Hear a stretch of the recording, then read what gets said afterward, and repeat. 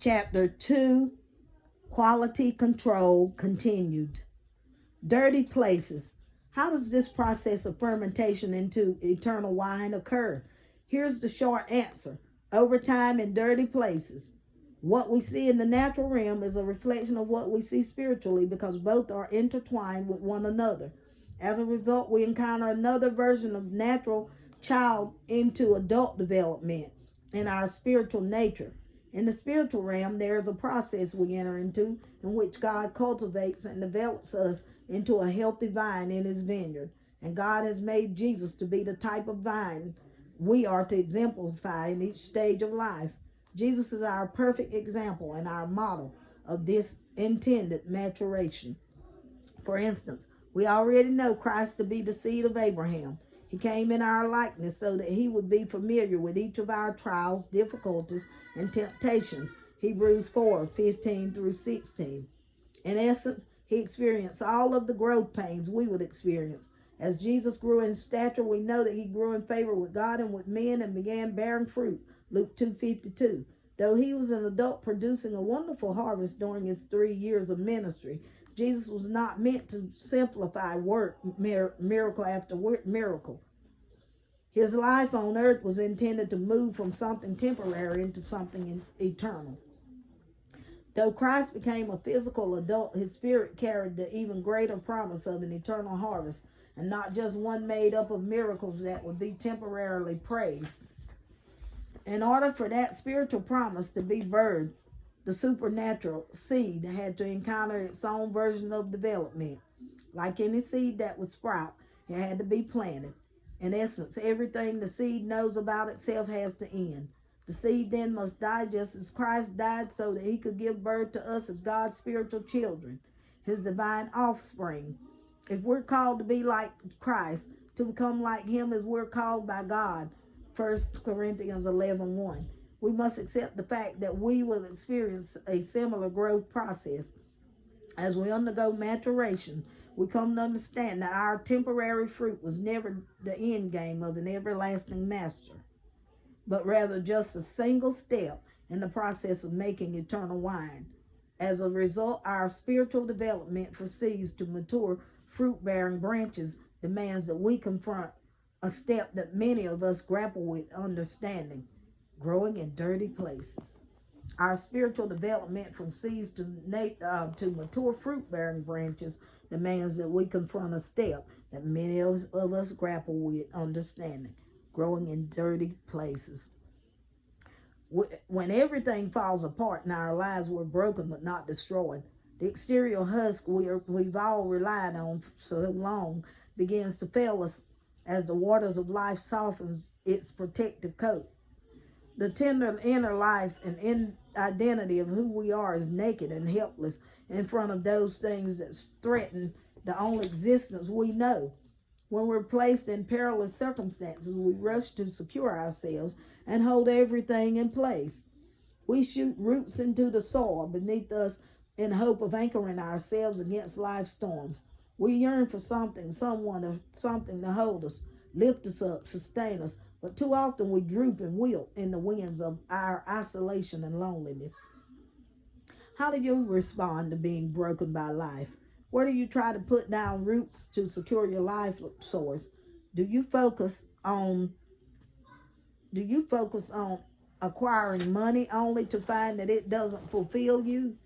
Do you reach for sex only to discover the touch of another person is just a reflection of your own aloneness?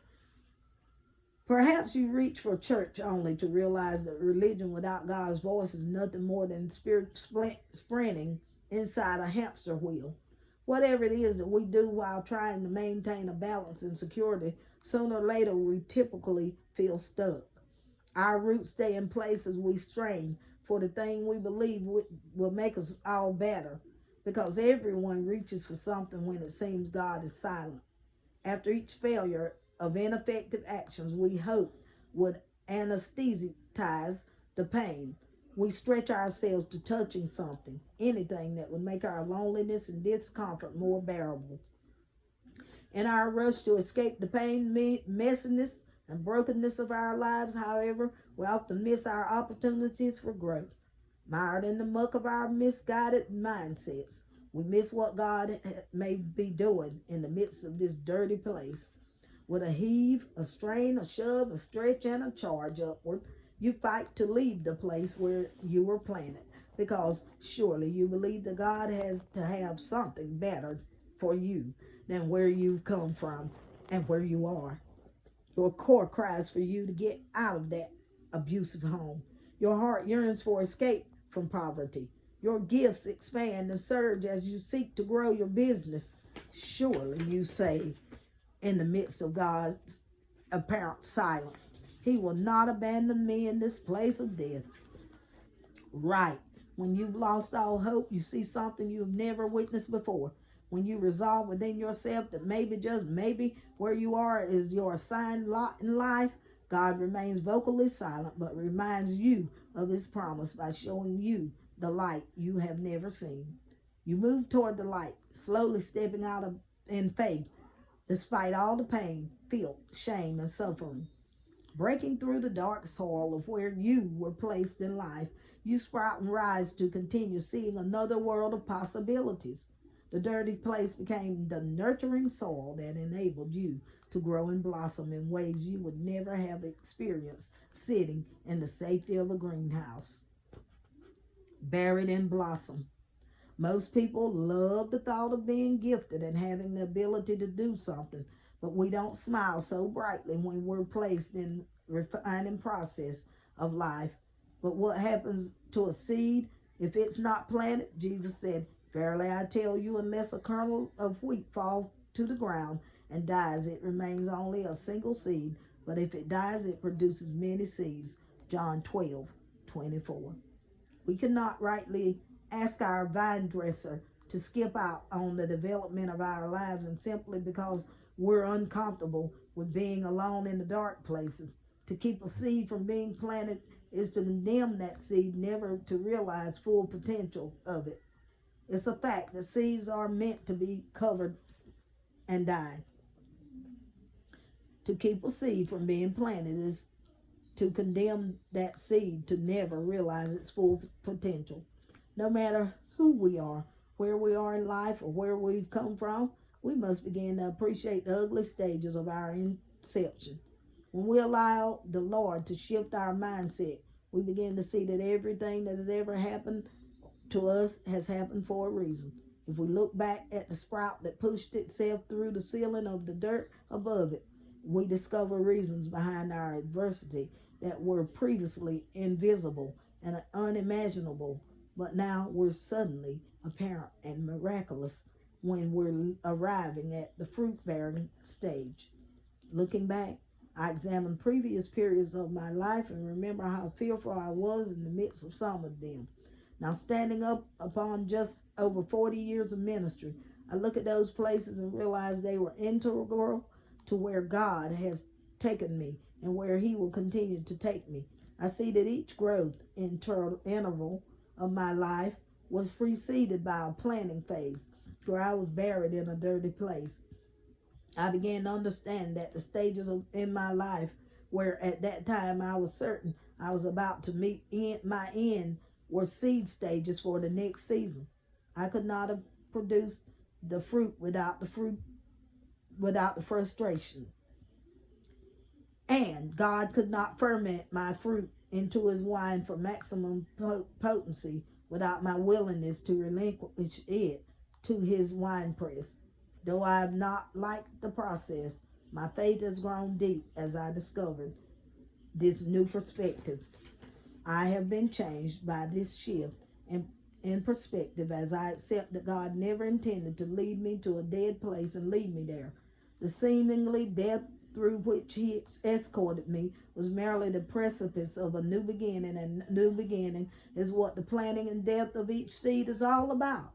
Though those stages I arrive at the truth through those stages. God wasn't burying me, He was planting me. Those are the times in which the death of a dream, assignment, or vision seems to stalk your every move, are nothing more than entrances into the next realm of your life. Do not run from them, embrace them, because the proverbial death of what you're trying to keep alive will enrich the growth and lives of others. Transformation requires sacrifice, and I wonder if you have misinterpreted divine dresser's intention. Instead of condemning you to a graveyard, which is what you may feel, God is planting you in richer soil for greater fruit. God is planting you into richer soil for greater fruit. Humbled by hindsight. Allow my mind to drift back to that day with Sarah on the porch. I marvel at what God has done in our lives. If I could have known what I know now, I wouldn't have felt so conflicted about her tear-filled announcement to me. To see the woman she is, the family she has, the mother she has become to all her children, and the wife and co-pastor she has become to my son-in-law is nothing short of a perfect example of what God can do when he is allowed to have his way. To now realize that God had placed her, my then unborn grandson, and me in such symmetrical proximity to one another is mind-blowing. Inside my daughter was the physical manifestation of a seed maturing into something that would soon leave the soil of Sarah's womb. Sarah, at a young age, was pushed into the dirty soil of who and what she is now. Not only did she have to learn how to be a mother, Sarah was being taken on a crash course in responsible adulthood, where she had a child in her early teens. She's now sharing with her husband the responsibility of rearing spiritual children that bear natural and eternal fruit of their own. Then there was to me, I discovered that Sarah becoming mother required me to shed old patterns of thought in order to become the father and grandfather she and my grandson would need. I was taken back through spiritual first grade to relearn some fundamentals of faith in a new way. My family had changed. My perspective was altered. The bishop from whom pastors and world leaders sought wisdom was having to stay after school with God to receive tutoring in areas where he had no experience. I was humbled and forced to rely on God and walk by faith like never before. Admittedly, how God decided to develop me in the process was quite unorthodox. It was dark, it was ugly, it was dirty. But looking back at it all, I realized that every dirty place of death was so worth the life and fruit that he has produced in my new life. The same is true of you. God is at work, and there's no place too dirty for him to use as the rich soil of your maturation and spiritual fruitation. Wherever you are, or whatever your dirty place might be, look around you and allow the master to adjust your thinking. After all, God is not done with you yet. Quality takes time, and you are God's masterpiece.